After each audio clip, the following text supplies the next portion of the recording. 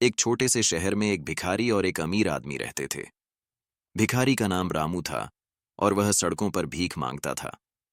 उसकी उम्र ज्यादा नहीं थी, लेकिन गरीबी और जीवन की कठिनाइयां उसे बहुत थका चुकी थीं। वह रोज सुबह अपने गंदे कपड़े पहनकर शहर के मुख्य चौराहे पर बैठकर भीख मांगता था।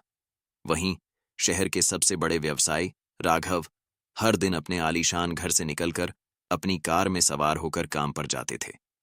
राघव के पास सब कुछ था, धन, जमीन और एक शानदार परिवार। लेकिन एक दिन जब राघव अपनी कार से निकल रहा था, उसने देखा कि रामू चौराहे पर बैठा है और एक पुरानी किताब पढ़ने की कोशिश कर रहा है।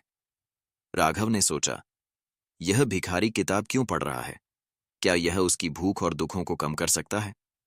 वह रामू के पास गया और पूछा, तुम क्यों किताब पढ़ रहे हो? क्या इससे तुम्हारी भूख मिटेगी? रामू मुस्कुराया और बोला, यह किताब मुझे दुनिया को अलग तरीके से देखने की समझ देती है। यहां बैठकर मैं सोचता हूं कि इस दुनिया में कुछ ऐसा है जो सिर्फ पैसे से नहीं मिल सकता। राघव हैरान हुआ, क्योंकि उसने कभी इस तरह की बात नहीं सुनी थी। राघव ने रामू से और पूछा, क्या तुम नहीं चाहते कि तुम्हारे पास भी पैसे और सुख सुविधाएं हों? रामू ने फिर से मुस्कुराकर कहा, सच कहूं तो मैं भी खुश हूं। मेरे पास नहीं है तो क्या हुआ, मैं यहां हूं और इस पल में जी रहा हूं।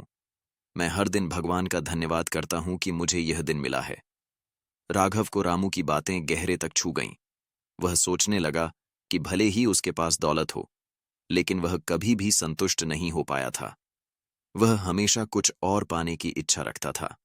रामू की सरलता और संतोष ने राघव को एक नई दिशा दिखाई। राघव ने रामू से कहा, तुमने मुझे एक नया नजरिया दिया है। तुम मुझे सिखा रहे हो कि असली खुशी और शांति पैसों से नहीं, संतोष से मिलती है। कुछ महीनों बाद राघव ने अपनी जीवन शैली बदल दी। उसने अपनी दौलत का कुछ हिस्सा गरीबों और जरूरतमंदों की मदद करने में खर्च किया और रामू से सीखी हुई बातों को अपने जीवन में उतारा। अब राघव खुश था, क्योंकि उसने जाना कि असली खुशी बाहरी चीजों में नहीं, बल्कि दिल की शांति में है।